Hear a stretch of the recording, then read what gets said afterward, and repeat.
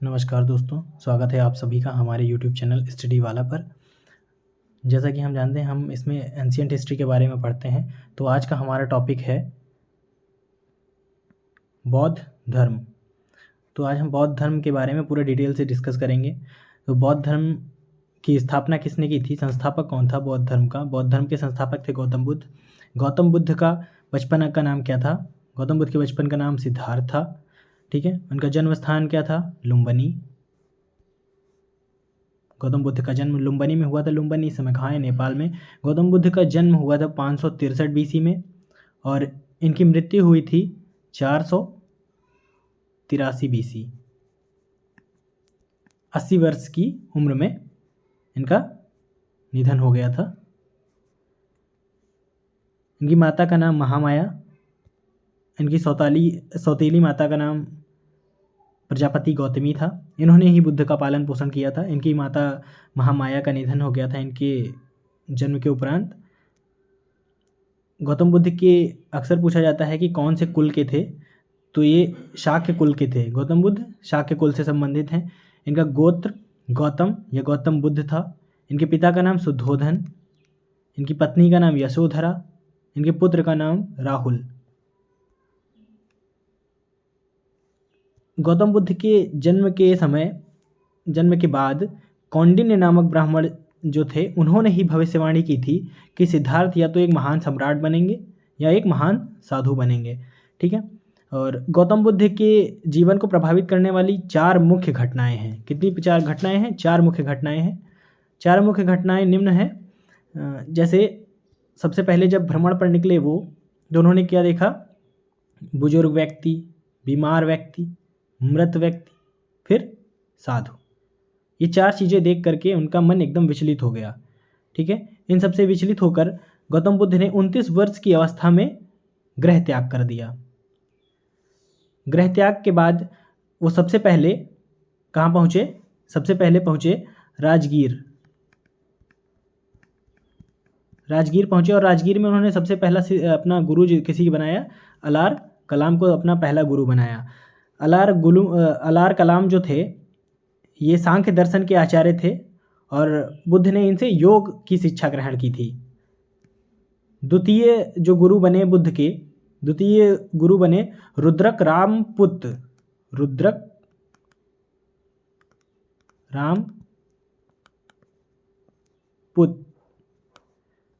द्वितीय गुरु बने रुद्रक रामपुत। इसके बाद बुद्ध उरुवेला चले गए और उन्होंने कौंडिन्य व अन्य साथियों के साथ वहाँ पर कठिन तपस्या की। बुद्ध ने काफ़ी तपस्या की और बुद्ध को जब वहाँ पर ज्ञान की प्राप्ति हुई, उस समय सुजाता नाम की एक लड़की ने उन्हें खीर खिलाई थी। अक्सर इम्पॉर्टेंट ये है कि बुद्ध को खीर किसने खिलाई थी? सुजाता नामक लड़की ने खिलाई थी। बुद्ध मध्यम मार्ग के प्रतिपादक थे। ये मध्यम मार्ग का प्रतिपादन किया था। बुद्ध ने कहा था कि वीणा के तारों को इतना भी मत खींचिए कि टूट जाएं और इतना भी ढीला मत छोड़िए कि उनसे संगीत ही ना उत्पन्न हो। 35 वर्ष की अवस्था में बोधगया में निरंजना नदी के तट पर पीपल के वृक्ष के नीचे बुद्ध को ज्ञान की प्राप्ति हुई। शाक्य मुनि, ज्ञान प्राप्ति के बाद बुद्ध को शाक्य मुनि व गौतम बुद्ध के रूप में पुकारा जाने लगा। बुद्ध ने सारनाथ में संघ की स्थापना की और उन्होंने अपना पहला उपदेश सारनाथ में दिया। जब उन्होंने पहला उपदेश दिया तो कौंडिन्य व उनके अन्य साथियों को दिया था।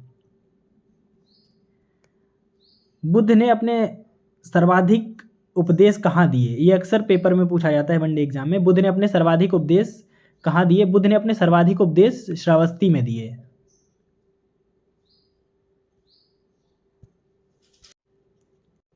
और सर्वाधिक समय बुद्ध ने अपना कहाँ पर बिताया? सर्वाधिक समय बिताया श्रावस्ती में ही।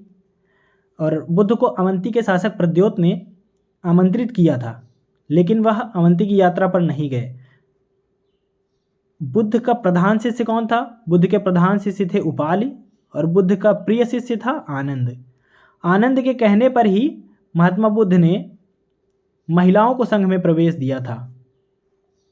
महिलाओं को प्रवेश देने के बाद सबसे पहले अगर किसी ने बुद्ध धर्म को अपनाया था तो उनकी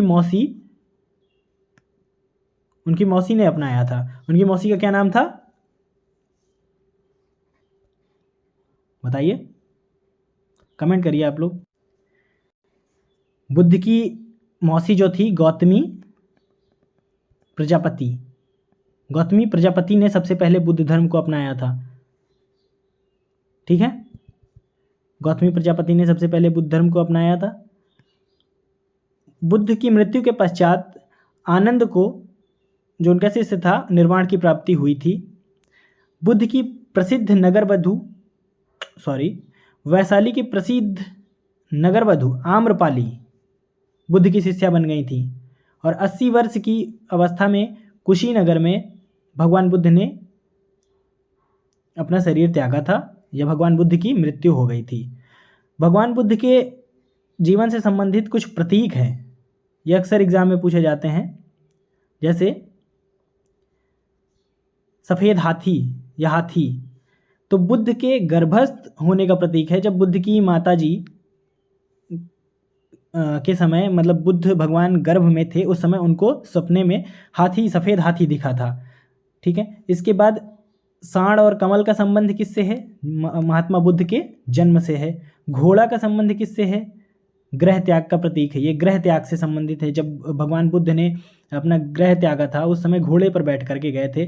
और बोधि वृक्ष, पीपल वृक्ष, ये किसका प्रतीक है, ज्ञान का प्रतीक है। निरंजना नदी के किनारे ज्ञान की प्राप्ति पीपल के पेड़ के नीचे हुई थी, इसीलिए ज्ञान का प्रतीक कहा जाता है इसे। पदचिन्ह निर्वाण का प्रतीक है।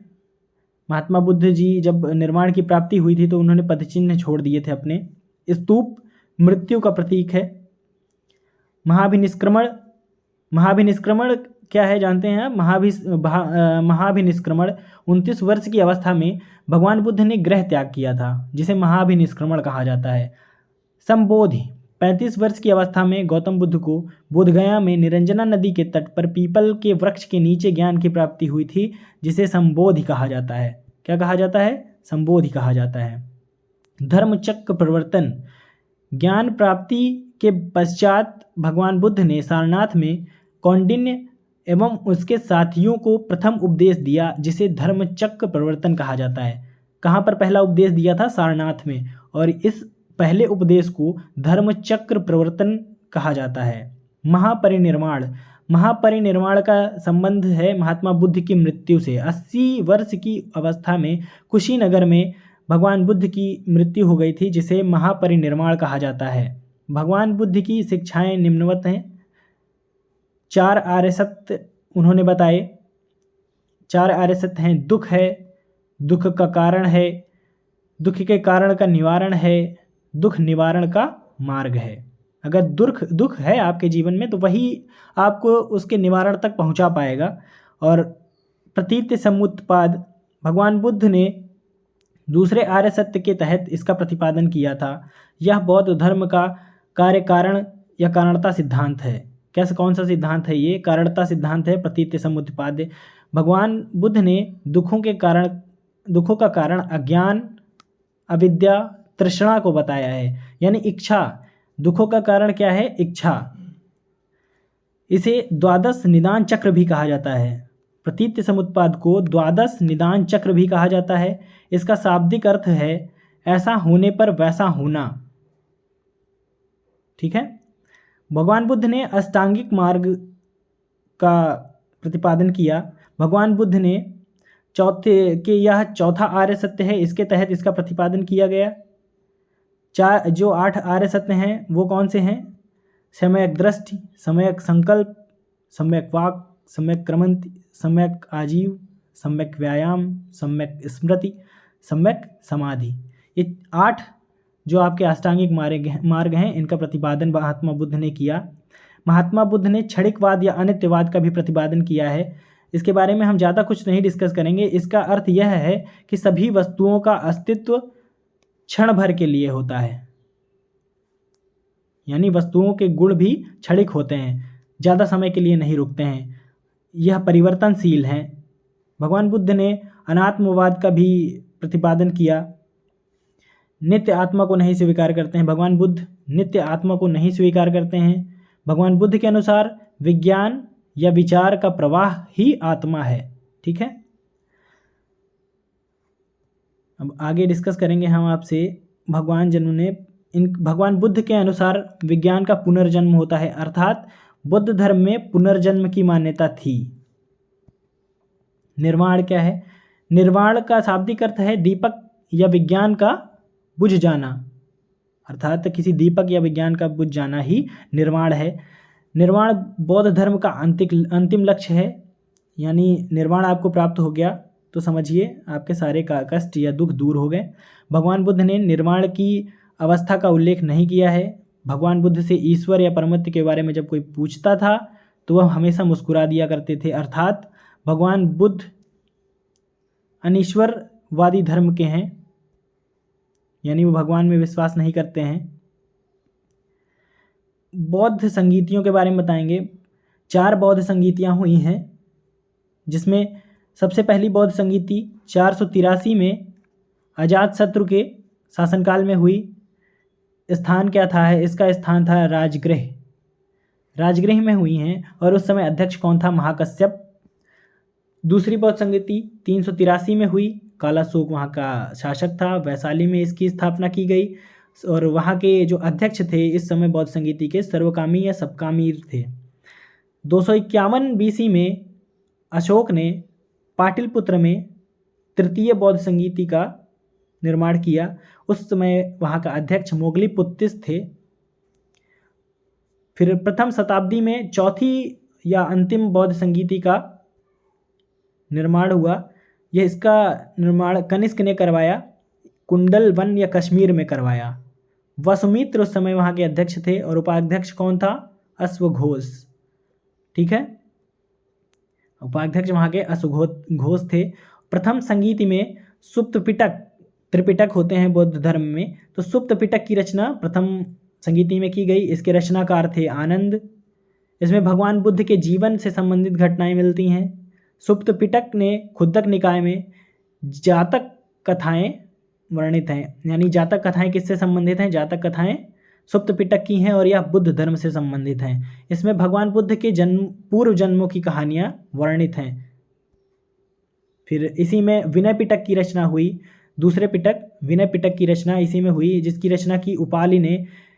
इसमें संघ के व साधुओं के नियम व आचार विचार मिलते हैं, यानी संघ के और साधु के जो वहाँ नियम और आचार विचार थे उनका वर्णन इसमें किया गया है। सुप्त पिटक में आपके भगवान बुद्ध थे, विनय पिटक में वहाँ के साधु और उनके आचार विचार का वर्णन किया गया। द्वितीय बौद्ध संगीति में काफ़ी कुछ हुआ उठाव पटक, जिसमें बौद्ध संगीति 2 भागों में विभाजित हो गई, स्थविर और महासंदिग्ध। ठीक है, तीसरी बौद्ध संगीति में तृतीय त्रिपिटक का निर्माण हुआ। अभिधम्म पिटक की रचना इसी में हुई। इसमें बौद्ध दर्शन मिलता है। अभिधम्म पिटक में बौद्ध दर्शन मिलता है। पिटक का शाब्दिक अर्थ क्या होता है? पिटारा। संयुक्त रूप से त्रिपिटक कहा जाता है इसको।